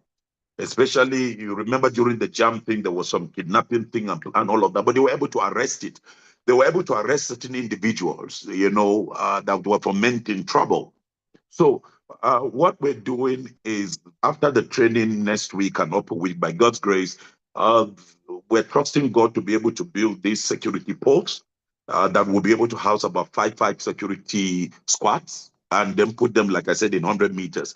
So that will completely cut these activities of anybody trying to come around to try to do something naughty. So that's the only way you're going to stop that. And with that is part of the plan, that by God's grace, when we get that stabilized, you can't gather in a place without a purpose. The security guys who are there will investigate you, will interrogate you. And let me give you one of the things that the trusting God to do is the stop and search. The stop and search that they're going to do is not like the way the police are doing it, because people have lost confidence in the police and all of that. They collect bribe and all of that and then allow you know. The stop and search is just a quick scan using little digital thing that will be able to scan through a vehicle. And so we can see, because these people hide weapons in different things and all of that. So we're just trying to do something that we as citizens is lawful. It will help the security agencies themselves. And by the grace of God, when the government wakes up, we will all be able to. So that thing you raise up, by God's grace, is part of the things we're dealing with. That's why I talk about even the Almajiri thing in the far north. We're trying to work out things by God's grace, but it's all going to engage us committing ourselves. For instance, some people ask me, how do you fund these things? I don't get any funding from anywhere. My family, we sold sometimes our properties to do what we're doing, because I can't continue to be watching. You can't offering in the north. Which offering? How much do we get in a 2,000 congregation in the north? The offering may be probably around 50,000 naira or 60,000 naira. Put the tithes together, it's no more than 500,000 naira in the whole month. 2 million naira. That is not anywhere to anything. So we're trying to work on the minds of the people. What can we do by ourselves to be able to get those things? The security posts, get some cameras, and all of that. So this is what is going to help in this second question on these youths that you saw. Then the last part, we've set up a skill training center. And this skill training center, right now in there, 75% are Muslims. In that training center, you go through the skill training for 1 year. It's not a thing of 3 weeks. You go through 1 year. You go through the theory for 3 months. Then you go through the practical for another 3 months. Then you go for internship. We put you under people that are experts, in those fields. You go serve for 3 months. You come back to school. We carry you again through. Then we form you in clusters.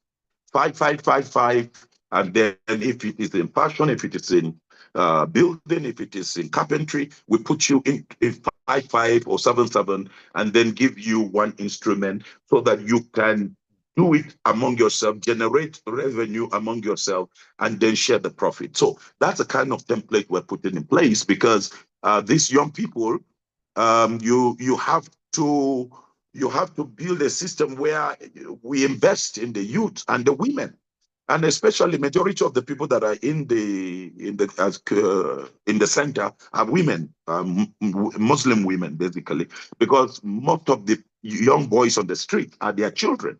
So we are getting them and also getting their children, and also the Christian side, so that we take away this idleness and frustration in the life of the youth, because it makes them vulnerable to criminal recruitment. So we're setting up with that is on, but the capacity we have 10,000 applications right now. But what we could only Axom is about 1,000, So, but then we're trying to see how do we expand it, and then the other thing is, by God's grace, we are doing little housing. Like some of the places in Angon that we attacked, we're trying to do the roads. If it was not time, I would have sent some video to you. Right now, we're trying to construct about 60 roads. We are on already. And we have done the little drainage. We are doing the artwork, to open up certain communities. So these are some of the things that we are doing to support the government, as a citizen. And with this, we know that if we sustain the momentum in the next 1 year, by God's grace, like I brought 50 leaders from every northern state a few months ago. I hosted them here in Jos, and I had about 3 days retreat with them, morning till night. And I was talking about the reality of the northern state and the reality of what is confronting us. Because if the north is healed, Nigeria will be healed. The North has so much, I say so much wealth, So if it's healed, Nigeria will be healed. And so it is, I brought them to have this understanding and what we can do. So I told them, I said, in the coming days, we're trying to get tippers and by God's grace, some graders. We're going to be making roads in 30 communities that are not accessible. It doesn't cost much. So this will open up the community. It's easy for security. It's easy for intervention. Then, lastly, we will now be able to put in some of these communities that you cannot access it so easily. We'll be able to put a kind of a system that we can monitor from the city center, no matter the distance where it is. So this is what we're doing to arrest this issue of those boys you saw, because those boys they are major threats to the entire country. Then the last one, the intention of having a conference here in Jos. I will advise, since you're part of the group here, please, you just write to the president here, Pastor Itwa, and then he will be able to, they will write a memo to us, to my office. So we will support you, whatever you want to do here, by God's grace, but let it just come from the office officially. Thank you. Thank you very much, Prophet. I really, really appreciate that in-depth answer. I can see they are giving you a lot of claps. Stephen Ipalibo, then Peter Akivi, then Blessing Onajidi. So in that order, we'll allow you to unmute. Stephen, you can unmute. Thank you much, Sonny. All right. Prof, I want to say a big thank you for being here today. And I met you at Pastor Tua's colloquium in Lagos. It was a very impressive. May God be protecting you all. We do Amen. as much as we can here. Amen. Secondly, I want to ask, number one, is there actually a Christian genocide? Or is it that because Christians are not the only ones being killed? The Muslims, as a matter of fact, and there have been cases that the whole American, whatever it is coming to take our solid minerals, and there cannot be any Christian genocide. I want to know what your thoughts are. Secondly, the Islamization agenda of this country, do you think is achievable? And how do you convince an average Muslim who believes in the Islamic theology that there is actually an Islamization agenda that is going on in? And lastly, General Danjuma made some recommendation that people should subscribe to self-help in order to defend themselves and their land. How do you react to that, sir? Thank you. Stephen, this is a jam question thesis you have asked to. But I'm sure the prophet will abridge his answer so that we can have more time. Yeah. We'll take Peter. Peter, on mute. Hello. Yeah, go ahead and ask your question. Please be brief. Thank you very much. My question is this. I think I've asked it on the platform though. When you were speaking, you were talking about being lawful. defending ourselves lawfully. And I asked, why do we care that we have to defend ourselves lawfully for an unlawful attack? Because you talked about Kanu, how they defended themselves. They resisted these attackers, and then now their region is relatively safe. Why not we put up the defense? Because if you keep looking at what's going on the social media, you like people are just waiting for people to come and kill them. And I don't think even in human nature, psychologically, there is this defense, self-defense instinct that comes to every man. So why are people just sitting down there? And I'm not blaming those who are being killed. I don't know how the attacks have been, but you just see that what I call it now, that cycle of let's just wait for government, let's wait for government, let's wait for the military. Do we have to always do that? Government, look at them. Then we said the last time, the governor was saying we are waiting for a president from Abuja. Like, I don't understand. We need to, I don't know, is there a way? I don't know, we should tell our people. I think we should go back to the Old Testament way. Attack those who attack you. I don't know. Okay. I think, all right. Thank you, Peter. Your question is, why should we defend ourselves lawfully for an unlawful attack? Okay. Blessing, you can unmute. Good evening, everyone, and good evening, prophets. Thank you very much, sir, for everything. So I have a comment and a question.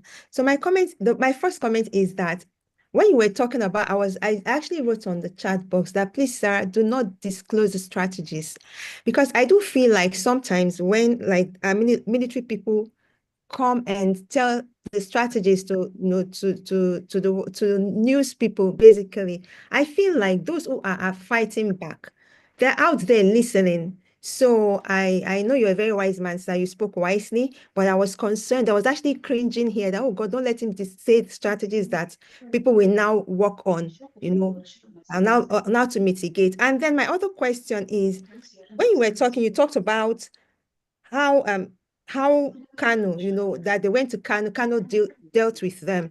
So my question is, what exactly did Kanu do? If it's something that can be replicated in other places, if whatever they did brought them peace, I don't know, you didn't mention. So sir, what was it, and can it be replicated? Thank you. Okay. All right. Thank you very much, Blessing. So I'd like the prophet to take a jab at those three questions, and Okay, let me after that say, we'll come back. yes, sir. Number one, yes, there's a Christian genocide going on. The part of the Muslim that you talk about, it began with Christians. When it started in Borno, you look at it, the first victims of all of it were Christians. And it has always been this thing of eliminating Christians. And I can tell you back in history. And then you have the Chibok thing. Christian communities were attacked and killed, and then they were pushed out. In Goza, as I talk to you, Christian communities all wiped out. You find the other communities still staying. And then it came over to Adamawa, then came to, of course, the Middle Belt, and it has been Christian community. Now, when the thing was going on and the Christians were crying out, it was like a deaf ear, and let it be. So it's them, and all of that. So, but then suddenly it starts to snowballing, and then they began to hit on modern Muslims who don't agree with their ideology. And so that's when the killing started in the Muslim side. So what we're saying is this. Yes, there's Christian genocide going on. By who? By the Islamic terrorists. So what we need to do, what I've said is, the Muslim community and the Muslim Ummah should rise up together with one voice and go after the people that are using their own name to destroy their name. The killing in the north, the Muslims in the north, we were the ones that started raising the alarm when it happened in Zamfara and all of that. You realize that the thing will happen and they will be quiet. Now, if killing is going on in your house, then the other person who is almost experiencing the same thing is keeping quiet. That should not mean that you should not cry out and you should not state your case that you're being killed. So what we're saying to the Muslim North, now that you have seen that these people have also turned into Anybody who do not agree with their ideology, cry out, defend yourself. Let's do it together. Because genocide, the simple term of genocide is there. I don't know why they're making the thing so distinct. The simple definition, the United Nations definition of genocide is there. So when you just look at the definition of what is genocide, and then with what is going on, it's just clear.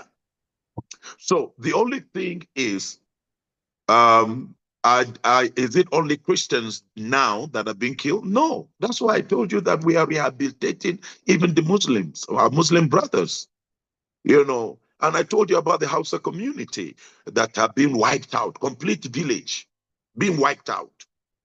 And then some people will resettle in those environments. So Christian genocide is real. Islamic agenda is true, it's real. It's no Muslim that will not agree with the ideologies of this, with what these people are doing. They have an ideology, they have a mandate. Listen to what they say. Allah has given us Nigeria, and Nigeria must become a sultan and must become an Islamic country. And they are not hiding it. So, this sometimes let me be general. Nigerians try to deny behind the distance. It is there on the public space.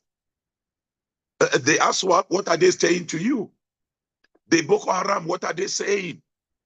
The Fulani jihadists, the terrorists that are carrying out their mission, what are they saying? One thing. Allahu Akbar, they're taking over. When they gun down your military, they gun down your armed forces, this thing, what are they saying? Yes, we are winning against these infidels. So even Muslims who don't agree with their ideology, they call them infidels. Islamic scholars, right now as I talk to you, about 60 Islamic scholars in the far north have been killed by the terrorists. They kill them because they resist, they don't agree with their ideology. So that's what we're saying, that the narration of T.Y. Benjamin, the statement, I agree with him. And look, somebody of that status, by the grace of God, that man is full of wisdom. That man is one of the great military guys Nigeria has ever produced. For him at this age to come out and tell you, don't wait for the government. Defend yourself. That's why we're doing what we're doing, by the grace of God. So that leads me to the point number two, the question number two. Why do we defend ourselves lawfully, for an unlawful attack? Well, why we're doing it lawfully, we will not go on their route to be unlawful, but the law, being lawful, does not mean that you will give your neck anymore. That's why we are saying we are getting the rightful weapons that is required lawfully. We're not going to get guns to go and be killing innocent life. But if, for instance, the vigilante have the right to be able to have a weapon, they can attack the terrorists that are coming. And of course, they are not going to be functioning alone. That's why, like, for instance, I told you that after the whole of this, we're putting them together with the police. By the grace of God, they are going to be working with the security agents, but we will screen the security agents that will be working along with them, so that everything they'll be working as together. So we're not going to like only them, but they will be working along with our security agents. So we are unlawful, but that does not mean that we will sit down and watch. It's because of this I said we are not even stopping. After this, by the grace of God, that leads me to point number three. The strategies, the thing I'm saying here, the public can have this, but there are a lot of things that I've not said here, because there are things that one is meant for your strategic operations. So that one. But in terms of the gadgets, in terms of camera, in terms of what, yeah, your enemy must know. It's just like show of force. When you're doing show of force, the enemy does not know what you have done behind the scene in terms of your mapping and your strategy in what you're going to hit at. But your enemy also needs to hear. That's why you realize that if you don't speak back to your enemy will think you are a coward. And there's what we call psychological warfare. If they keep doing that, they're demoralizing the people. You have to also come out. Goliath and David. If David had kept quiet and behaved like the other people, Goliath would have continued to intimidate everybody. But there are things that basically we have to share. If not, you won't know. And then there are things also you cannot share. You only take the enemy by surprise. Then the last one, what Kano people did. Kano, what they did was that they uprooted those Islamic clerics who were settling down in Kano and trying to buy into uh, uh, um, this ideology of Islamic jihadism. And so they flushed them, and fought them. So that's why you realize the thing couldn't flourish. But it's there still flourishing in part of Borno, Yobe, and all of that is because of the tolerance. So what needs to be done, and that's why I said in the beginning, we're coming together with some of my brothers, Islamic scholars in the north, and we're putting some things in place so that we can deal with this issue of those kind of preaching. I know what I'm talking about, Okay, I give you an example. Why is it that Christians, there is also a violent scriptures that is in the Bible, but I've never seen any Christian take a sword and go and say, if you don't believe in Jesus Christ, I will slaughter you. There is it's scriptures. Jesus said, if you don't have this thing, go and sell your whatever you have, go and buy a sword. Now, believers have always been taught that that sword means God's word. That's what means communion, the two what Jesus talked about. So we give that interpretation. But where you have the Muslim scholars taking the Quran, the verses of the Hadith, and say, kill them wherever you find them, and Allah will give you some special reward in heaven. So they take it literally, they work with it literally, and then that's why you're having what you're having. So we are now having some scholars who are, by God's grace, we will support them to hold a kind of what we call tafsir. They'll be holding crusades in the north, but massive one, so that they will start teaching. Then that's one. Two, we're trying to hold conferences for Islamic scholars that are not educated in terms of Western education. They had those Islamic training, but they were taught in the wrong ideology. We will house them for like 7 days, have a training, teach them, this is what the Quran, this is interpretation. And so by the grace of God, this is what we are putting on ground to do in the coming weeks, by God's grace. All right. Thank you very much, Prophet. I guess we have just one more hand up, and we would bring back the president to close. So, Professor Nike, unfortunately, I can't take more after Professor Nike Grinch. We're very sorry. John Clement, please, maybe you can type in your question and the Prophet will take it. Prof, go ahead. Yes, thank you very much for taking me. I have waited to see whether my question would actually be asked, but somehow nobody has asked it yet. Thank you very much, Prophet and Pastor and everything in religion. You know, your breed is a very rare one. It's a breed of, that can speak to any religious group and get them convinced that you are working for God. It's not like that with many of the of our faiths. So I want to say that thank you very much for your sincerity, for your for speaking the truth to power. You seem to be able to get across to not only government, but to the other religious leaders. Have you thought about asking some of the other religious leaders to join you in this crusade? particularly those of them who are quite wealthy now. How they get their wealth, we will not argue about, but whatever it is, at least they do have the wealth. And it may be a way of getting them to redeem themselves if they will join you to help us turn things around, positively in Nigeria. My second question is, what do you think about our borders? What can we do about it to stop this influx of jihadists from elsewhere? You mentioned that Cameroon is now peaceful. How did they achieve that? Did they do anything about their borders? And so that's just my last question. But I want to thank you sincerely for handling all the other areas of interrogation, which, could be bothering all of us. And I believe sincerely that your wisdom in handling all this is exemplary, and we should try and see how you can be replicated everywhere, somehow. Thank you so much, Pastor.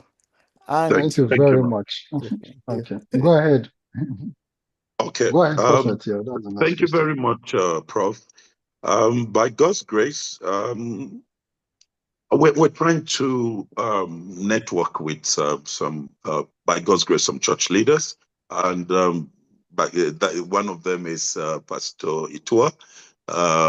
By God's grace, some of them are some of the church fathers. By God's grace, that I'm talking with since I came back from the meeting on peace resolution with some Islamic clerics, top Islamic clerics. We've been able to sit down and discuss frankly, and we all agree because, like he said, I have a background, I'll say, from my Islamic jihadist then. So, and it's not a good one to see what is going on in northern Nigeria and Nigeria as country. So we're trying to synergize and align with the ones who are ready. But I will tell you this truth. I, from the north, unless somebody decide to say, look, we want to come to partner and do and support what is going on, we will not be going to the south, for instance, where they are very strong and begin to beg them for certain things. Because I believe that when you see your brother, things going wrong, it is human or it is spiritual for you to be able to come into your brother and say, what can we do? And then you'll be able to be part of it. So, but people like Pastor Iya Deboye, Papa Yorisi Jaffo, and few other leaders, would thereby, by the grace of God, are giving their maximum support. Pastor Rapo, right, flew in and came that day. I was even inaugurating the security team. He didn't. He came to commiserate with what happened at Angon Rukuba. So, Pastor Itua and a few others, by God's grace, we are putting our hands together. But like I've also said, the citizens have a place to play, and that is, for instance, you are all hearing. So you have a sphere of influence because we can't continue to be looking at some religious leaders to continue. No, what can we do?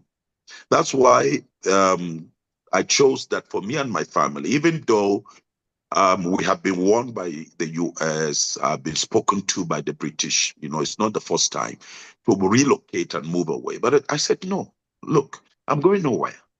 I'm staying with my people. God said, stay here. I'm staying with my people. And this fight must be fought. the enemy cannot win, because we can't have a repeat of what happened in Yemen. We can't have a repeat of what happened in Damascus. We can't have what happened in Turkey. I can cite and cite and cite. It's just because of some negligence of certain people. Say, okay, let's push away, let's move. There's no space. And that movement gave them the power to wipe out and wipe out.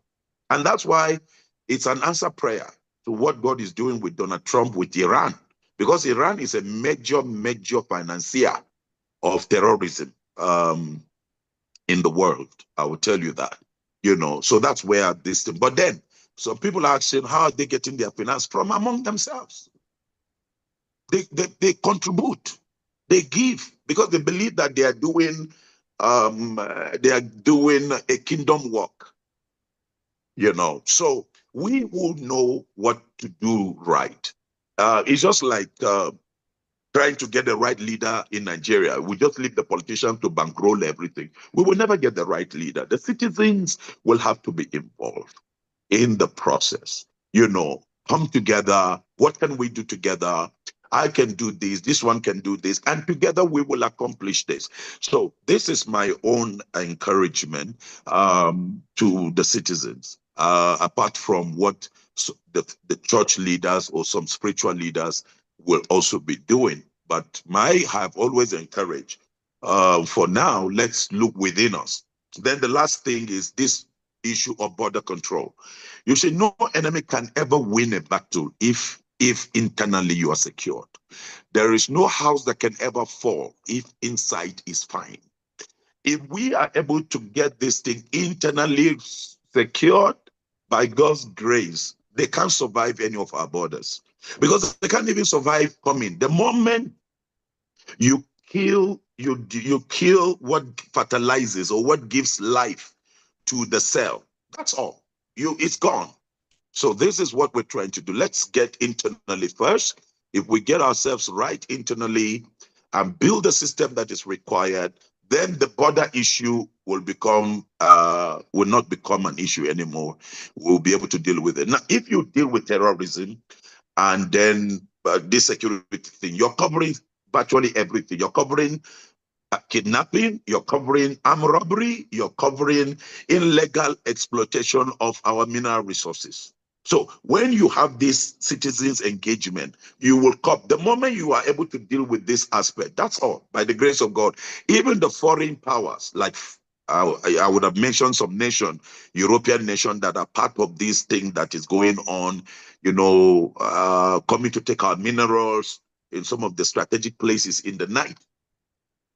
So, but when we put these things in place by God's grace, we will be able to deal with all of this banditry, terrorism, armed robbery, and illegal exploitation of our mineral resources.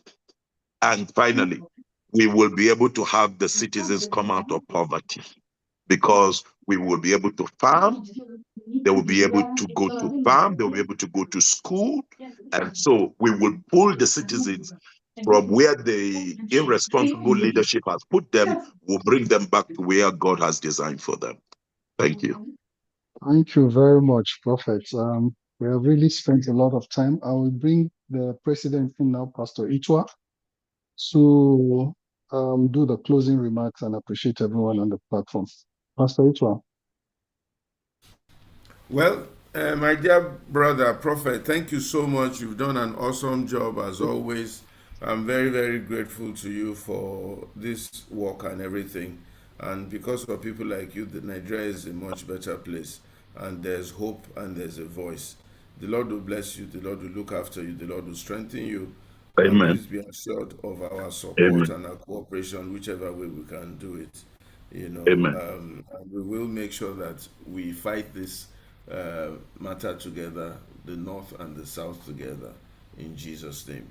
Same Amen. to Madam. Thank you for taking the trouble to come for my birthday. I really, really am very grateful and very, very Thank appreciative. you.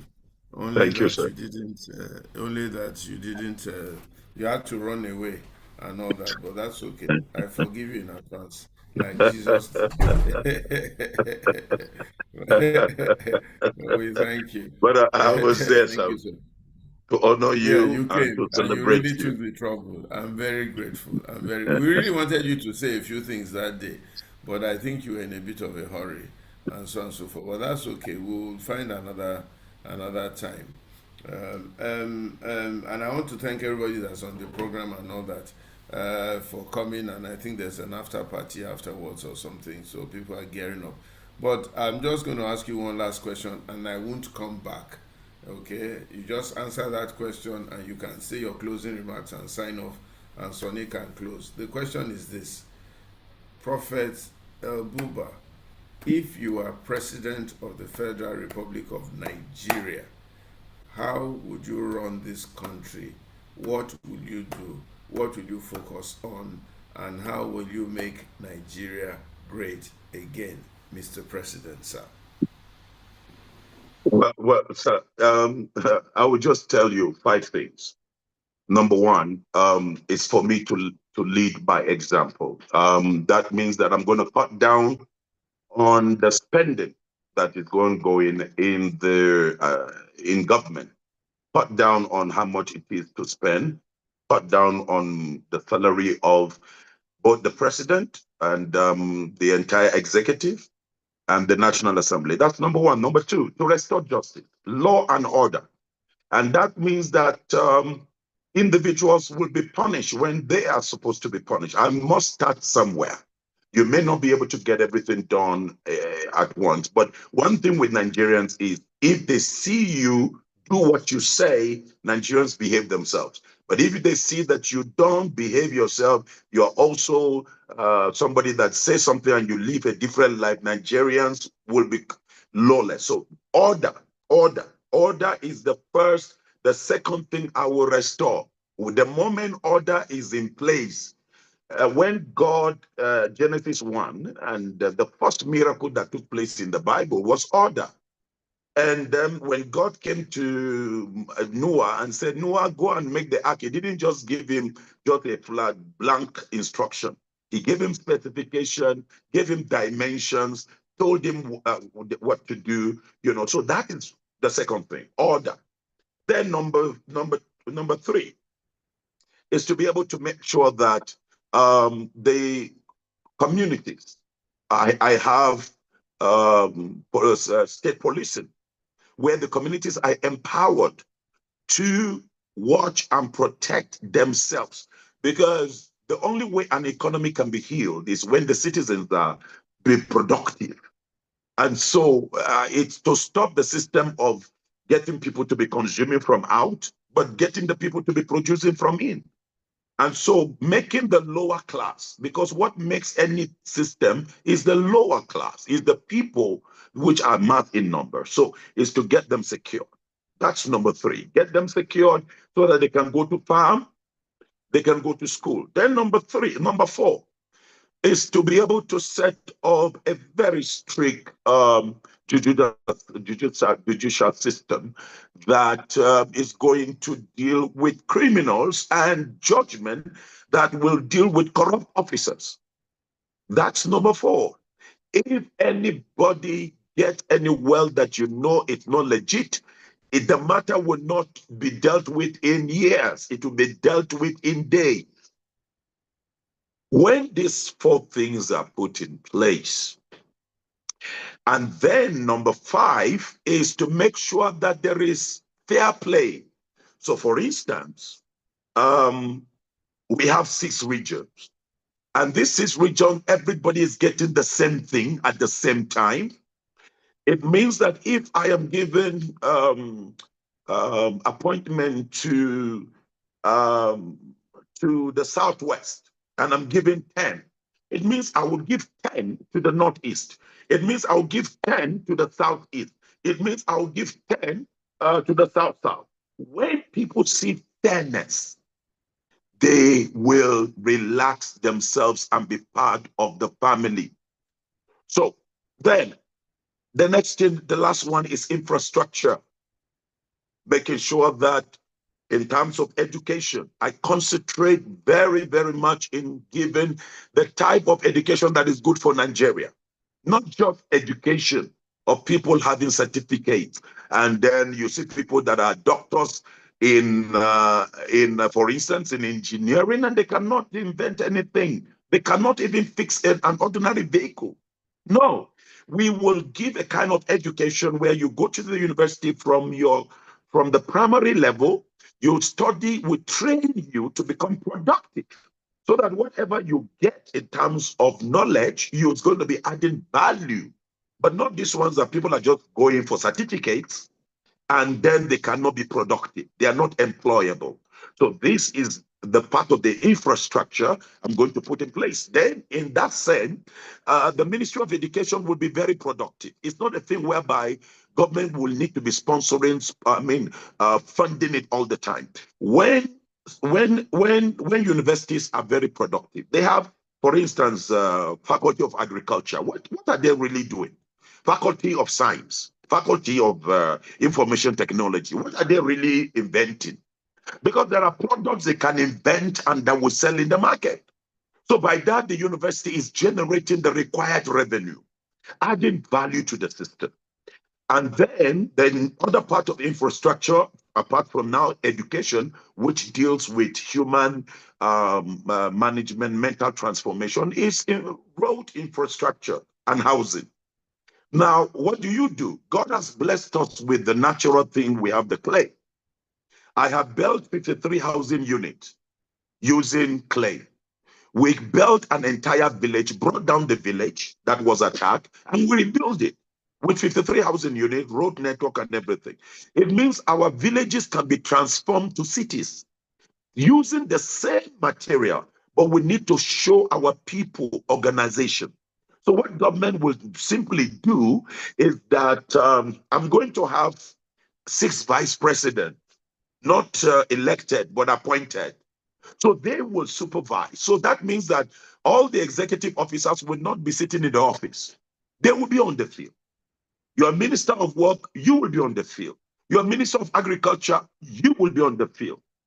So if I am the president of Nigeria, these are the things I'm going to do in 6 months. And then after that, at least I've been able to put everybody on the right track. Then we can start increasing the acceleration. But if you don't put certain structure in place, because Nigerians have lost trust and Nigerians have become also destructive in themselves. They are so corrupt within themselves. Apart from the leaders, the citizens, there is so major issue. So you have to restore the people back to humanity. You have to restore the value of life. And that is by putting these things in place. And the moment they see president is orderly, every other person will size up. A governor cannot behave anyhow. And there's no way I can be the president of Nigeria and be buying another jet. What happened to the other jets that we have? There's no way I can be the president of Nigeria and be signing budget to buy plates, to buy things for entertainment, or what did they call in the villa? What happened to the ones that the past leadership have been using? What happened to the cars and the vehicles that the president had just left? It's been using for foreign guests. And foreign presidents are not coming to Nigeria every day. They come once in a while. So those vehicles are not always under you. They're not always being used. So there are things you can cut down. I will cut down spending by 70% and turn that 70% into production line. That means the manufacturing line will come up. That means that by the grace of God, our mineral resources will no more be taken out, as raw materials. They will be processed here, then given out to the global market. That means that citizens will properly be guided and policed. So by that, the judicial system is working well, the legislation is working well, and of course, the educational system is working well. With that one, by God's grace, you can fix Nigeria in 1 year. All right, Pastor Etwa, you asked for it. Now you got it. President Buba. Yeah, I got it. His Excellency President El Buba. Amen. Thank you so Thank much. you, sir. God bless you. We will still have a great Nigeria because there are still great people in this country. Thank you. Thank you, sir. Thank you very much, prophets. We are really grateful. Enjoy the rest of your evening, and we look forward to interacting with you at the youth level that want to do something with you in Plateau State. Thank So you. You're welcome. thank you, everyone. We meet here every Thursday. The link is the same, 5 p.m., different topic, different speakers speaking on national issues and things that affect us. And what we try to do is look for solutions to the problems facing us in Nigeria. And I'm sure many of us took a lot of things away from what the prophet has said tonight. So everyone have a good time. It's officially over now. Faye, disable the YouTube page and let the party begin. All right, thank you, John. All the people that are giving us clappings. Peter, thanks. Thank you, everyone. God bless you. So arrange yourself. The after party people are controlled by Auntie Yemisi, Auntie Professor Nike Grange, and Henry Cantebe. I'll hand over. Jumoke is not here today, so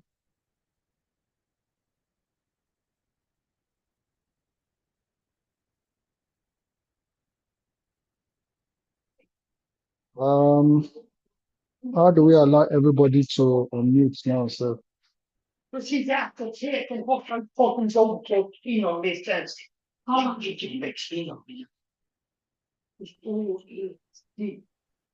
Okay, all participants can unmute. Okay. Yes, we are already on mute. Thank you. Yes. Okay, all right, great. Yeah. Hello, Pastor Sonny. You didn't allow the youth director from Plateau, the state director, John Clement. He didn't allow him to speak. It will have been an honor, an opportunity to speak with his brother that I has. didn't know. Yeah, You should have John. sent a message to my phone. Okay. I was also trying to send a message, but I couldn't.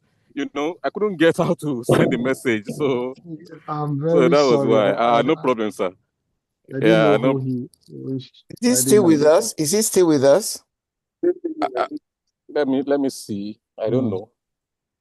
Yeah, he's the state director in the Plateau. Wow. Oh, fantastic. Okay, I didn't know that he He's was with there. us. But You should tell us what.